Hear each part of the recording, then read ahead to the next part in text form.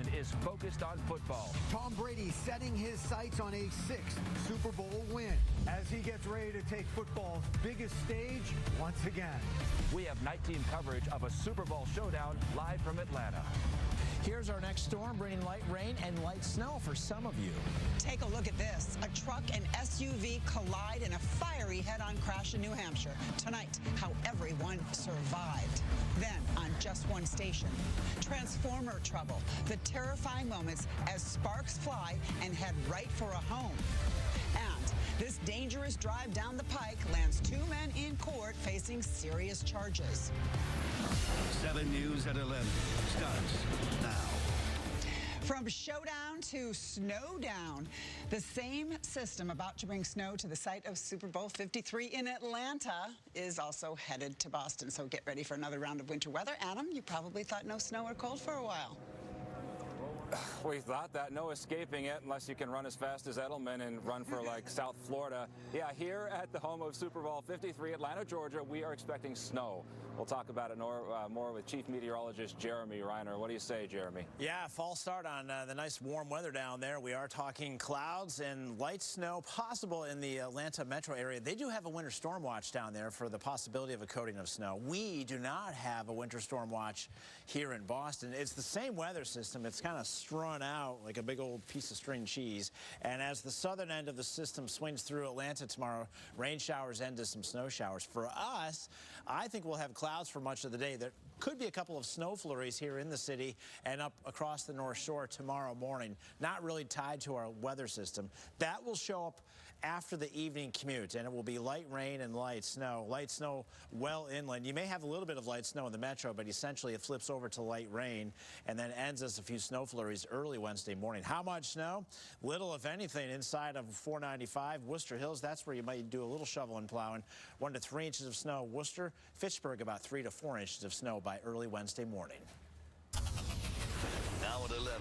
Let's let them hear it all the way down in Atlanta. We're still here. We're still here. They're back. Hello, Super Bowl. New England is heading back again for the 3rd straight year. And they're ready. This is what you play the game for. The Pats gearing up for a Super Bowl showdown. Let's get right to it. A live look at Mercedes-Benz Stadium in Atlanta, Georgia. We are just 6 days away from football's biggest game, and you can certainly feel the excitement building here in Atlanta, and things really are just getting started. So here's what we've got for you. The Pats taking center stage tonight. Well, we like to say center stage, of course, over at opening night for the Super Bowl. And Gronk having a little fun. You can take a look for yourself. Gronk busting some special moves tonight for the crowds. We have night team coverage as the Pats get ready for a rumble with the Rams, and we'll start with our sports director Joe Amorosino live with us here in Atlanta. Joe? Hey, Adam, we're coming to you live from inside State Farm Arena, where about 2,000 media members bombarded the Patriots and Rams with questions on opening night, which starts up Super Bowl 53 week down here in Atlanta. Now, Tom Brady, drawing the largest crowd here, was asked over and over again all about all the national hatred thrown his way and the Patriots' way, and Brady says they try to ignore the noise. They're the best in the business at doing so, but they use everything as motivation. Look, it's, you know, you're playing football in front of the whole world, so if you can't get excited about that, you probably don't have a heartbeat. Tom Brady getting hyped for his 9th Super Bowl appearance, as you can tell from what's become this year's rallying cry. We're still here! We're still here! We're still here! It feels pretty good. It feels pretty good. You know, I think we were counted out at a lot of points this year. And I think, again, we believed in ourselves. We believed in each other. And, you know, that's how we got to this point. The disrespect card the Patriots have played all year long, still a topic of conversation on opening night. How are you able to focus despite the negative fan base? AKA the haters. I don't know. What do we do about the haters?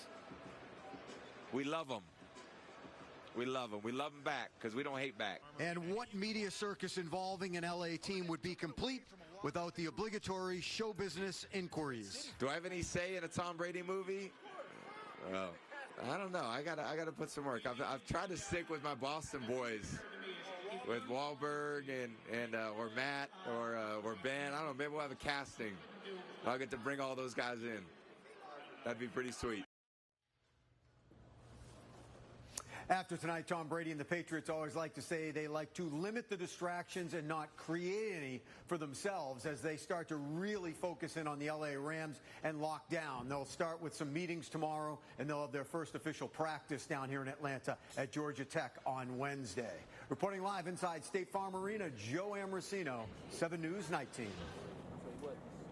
Joe, thanks. One Pat star making a return to the Super Bowl is Rob Gronkowski. There's been a lot of talk about his future with the team and whether he might consider retiring. Let's talk more about that with the night team's Trey Dare live with us here in Atlanta. Trey. Yeah, Adam, Rob Gronkowski, second in command on the Patriots team in fame only to Tom Brady. And earlier this week, Brady himself said there is a 0% chance this is the final time we see him at media night or in a game this coming Sunday with the Super Bowl. But as for Rob Gronkowski, he continues to say he's locked in on the game, only worried about the Rams while being completely non-committal when it comes to his football future. It feels good to be back here. And what it means to me is that I got to keep on working. I got to keep on dedicating myself to my teammates. Rob Gronkowski all in as he prepares for his 4th Super Bowl appearance, focused on the task at hand and not his life after football. As of right now, those are the last things I'm thinking of, even throughout all the other years. No matter what, I mean, I love playing the game and love being in the moment. So I would say after a long season, after the game, a few weeks down the road, you sit back, you relax, you get some downtime, enjoyment time, and you just see where you want to go with it. Gronk healthy and motivated to bring a 6th Lombardi Trophy back to Foxborough. We know that there's a lot been said about us this year, and we've been embracing it, I would say, a little bit more than usual. But we're not letting it distract us still. We're just embracing it to take it in and bring it out in good energy. And Rams cornerback Aqib Talib expecting to see his former teammate at his best come Super Bowl Sunday. He looked great, man. He looked like Gronk to me. See him in the playoffs last week. Hit my dog EB up top. He Gronk. So all the shots or whatever you call them shots, that stuff be coming from y'all. They don't come from the guys watching the tape. If you watch the tape, you will see. So I don't know if y'all really be watching the tape like that. When the last time you like watching the tape? When people watch the games, they don't always watch the tape. Aqib Talib, Rob Gronkowski, 2 of the loudest personalities that you are going to see at Super Bowl 53. Hopefully on both sides and maybe even a little bit more so for the Patriots. They let the play do the talking come Sunday. We're live inside opening night here at the Super Bowl. Trey Dare, 7 News Night Team. Some Rams players with a little bit of trash talking today against Brady and the Patriots, but tonight at least one player is sort of changing his tune. Let's get to Chelsea McDonald here in Atlanta with what that one player is saying. Chelsea.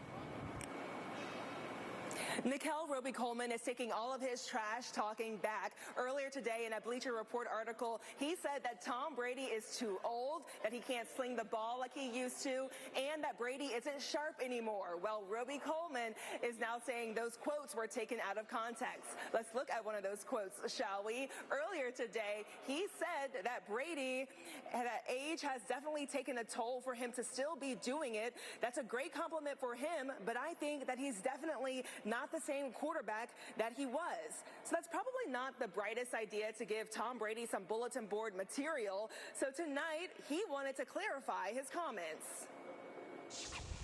I think everybody just made a big deal out of the situation. You know, Tom Brady's a great quarterback. I wasn't trying to say nothing bad about him. I respect him as the GOAT. He is the legend, and I think words just got misconstrued and got taken out of context. I'm not taking nothing away from his game. I can't take nothing away from his game. You know, this is my first appearance. He's been in this place many of times, in this position many of times. So I'm not going to make a big deal out of this situation. Like I said, words got taken out of context. I respect them, and we're going to go out there on Sunday and we're going to play football. Instead of saying Brady is too old, Roby Coleman is now saying that he's the greatest of all time and that he's a legend. You know, he probably got some advice from his coach saying that, look, you are in the Super Bowl for the first time. Let's have some respect for the guy who is entering his 9th Super Bowl. Reporting live in Atlanta, Chelsea McDonald, 7 News 19. All right, let's just put all that aside because Brady says he's not letting the haters get him down. Not at all. He's still here, and he wants everyone to know it. Is there any chance that this is your last game? Zero. Zero. Say it. I don't want to just say it. Zero, yeah. Okay. The GOAT isn't going anywhere. I feel like I'm asked that a lot, and I feel like I repeat the same answer, but no one wants to believe me. Let's let them hear it all the way down in Atlanta. We're still here! We're still here!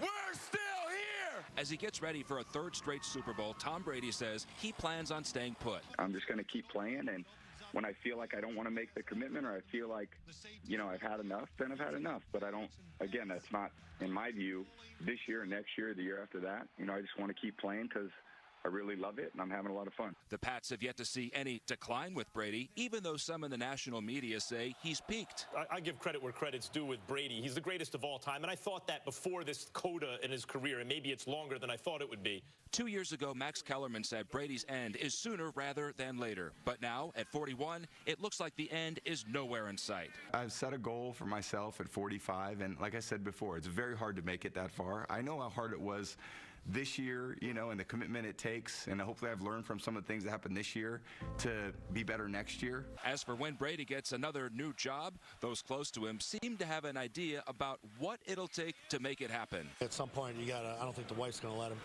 And happy wife, happy life, right, for all of us. His wife has thrown in a towel on trying to get him to retire. That's what it is. She's probably said it 50 times, and he's ignored her. So at this point, she goes, oh, the hell with it. And the excitement just getting started here in Atlanta. Coming up, we're going to tell you about a pint-sized Gronkowski. He's a hype man, and we will introduce you to him ahead at 11 o'clock. 7 News has you covered all week leading up to the Super Bowl. We'll have live reports right here through Sunday on the news station. Also from the night team, a chaotic collision in New Hampshire. Just so frightening when that happens. A Jeep colliding with the truck in the middle of a road. Night team's Justin Bork live in Dublin with more. Justin. Yeah, Kim, we spoke to a father and son tonight who witnessed this crash. And not only that, they said they ran through the flames to help a driver trapped in that Jeep. Everything stopped.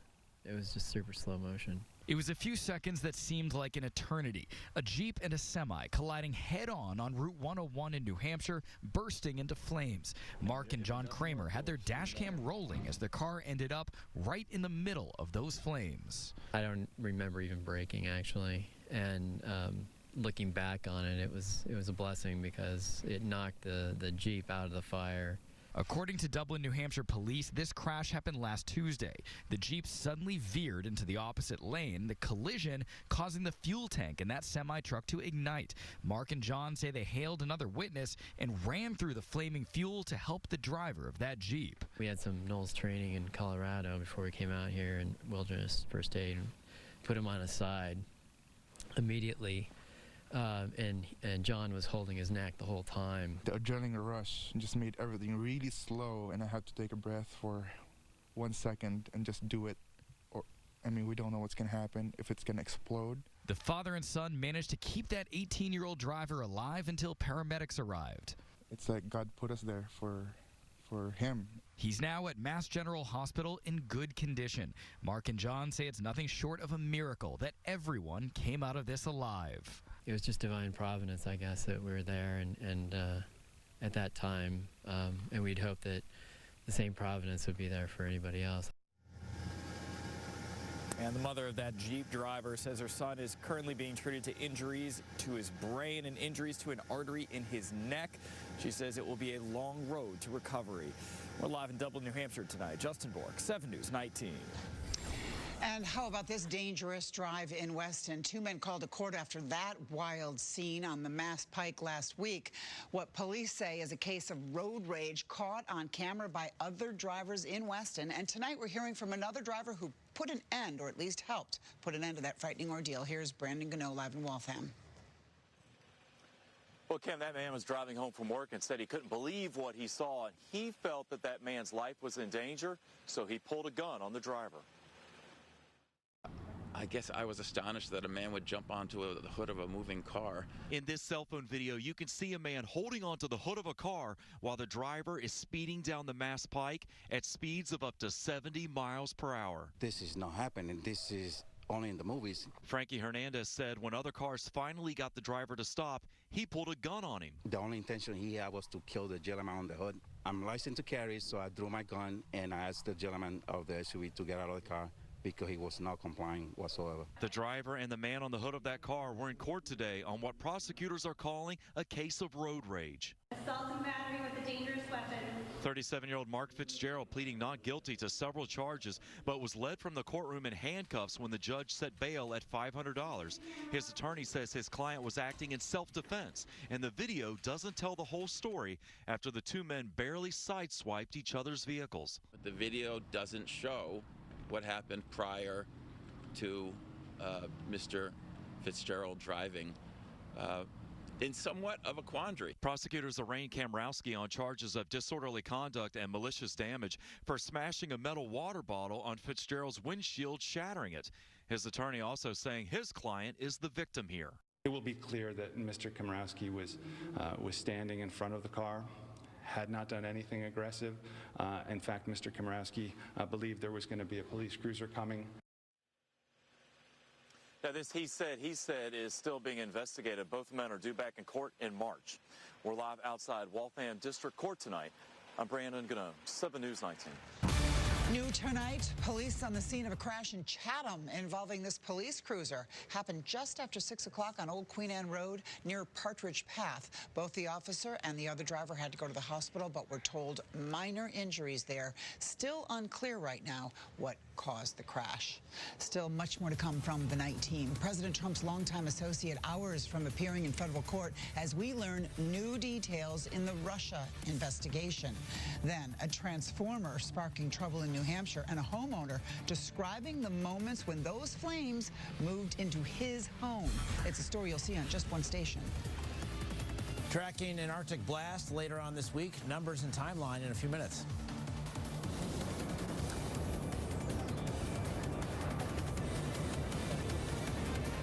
And we continue our live coverage from Atlanta as the Patriots get ready to take on the Rams. Still ahead, a pint-sized Gronk getting Patriots fans pumped up for the big game. And we'll also show you a live look at Mercedes-Benz Stadium where the Patriots will take on the Rams.